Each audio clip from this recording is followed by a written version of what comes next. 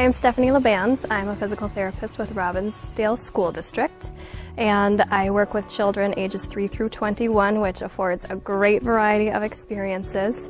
But the real excitement is when they're still real little and they're learning how to just kind of do some of those basic motor skills, learning how to get from point A to point B, and just growing and developing and changing so fast.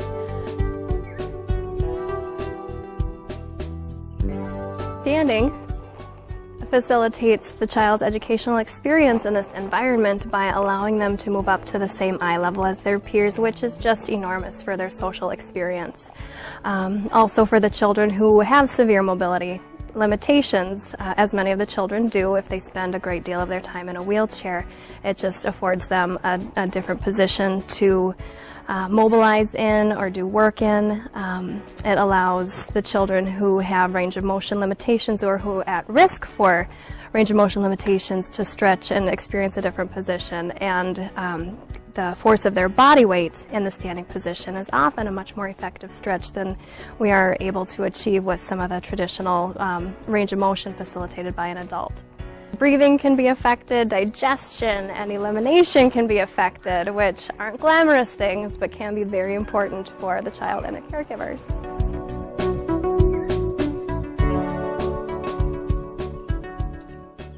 Research supports and pretty common practices support the initiation of standing for children.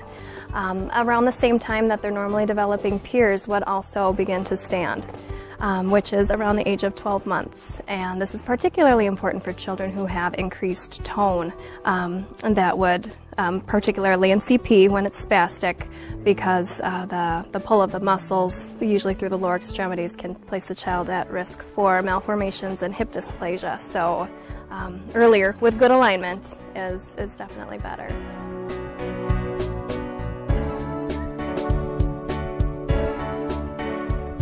Then when choosing between a dynamic stander or a stationary stander, you want to just take a look at what you anticipate the child's functional needs being.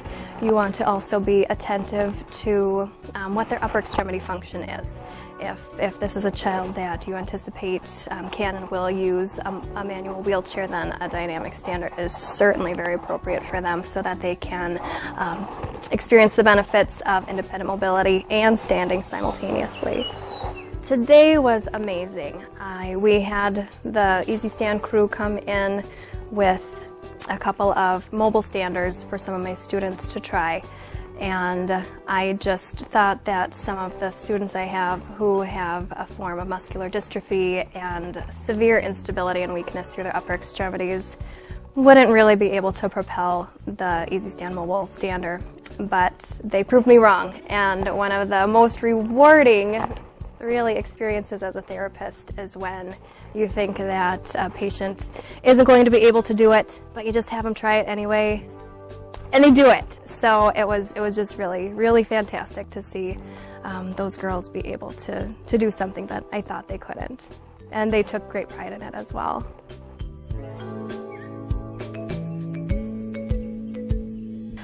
Sit-to-stand standers have been very helpful for some of my students, particularly the ones that have fixed range of motion limitations if they have joint contractures. It's extremely challenging to get them in good position in some of the traditional very static supine or prone standers, and causes them discomfort, and we want standing to be a positive experience and something that they can and will do on a very regular basis. So the sit-to-stand stander has really accommodated that very well. Another nice feature of the sit-to-stand stander is the frequent presence of a tray, which in the school setting just really facilitates the children participating in regular activities such as snack time, art projects. If they're playing in their gym class, it's great. They can have a ball and be pushing that off and really just participating with their peers in that kind of a setting. Transfers with the sit-to-stand stander with a child who is able to bear some weight through their legs definitely is less of a strain on the staff than some of the traditional, particularly supine standers that usually a child would need to be lifted up onto in a pretty dependent position.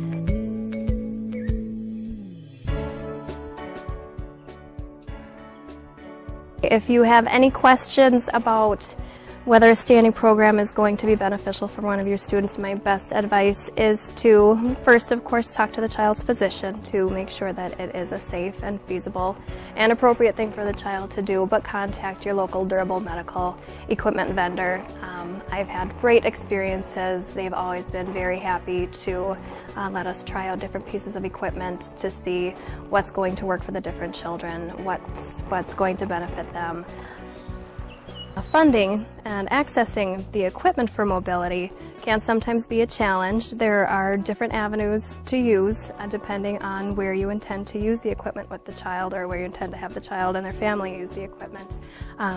The most common one that we get involved in is helping a child obtain the equipment for their home use, and that usually means billing insurance. The process involves trying different standers to see which standers work for the child best, which different accessories best meet the child's needs, and just kind of also seeing how the caregivers who may be transitioning the child in and out of the stander feel about the ease of use of the piece of equipment. The insurance company will want to see that you have tried a few so that you can see what the strengths and weaknesses are of the various models for the child, and then certainly provide excellent supporting documentation for the experience. So those things, when writing a letter to the insurance company, those are the things that you want to make sure to address in as much detail as possible. And don't be discouraged if the insurance company then responds to you asking for further detail or further justification. It's very common, even with an excellent letter. So don't be discouraged. Continue on, and just make sure that you have the support of the family and the rest of the healthcare team. Certainly, if you find a piece of equipment and it's just amazing and it really is beneficial for the child, if there doesn't seem to be immediate funding available, there are also community resources. I know some like Lions clubs and other local organizations do, their whole point is to give funds to worthy causes.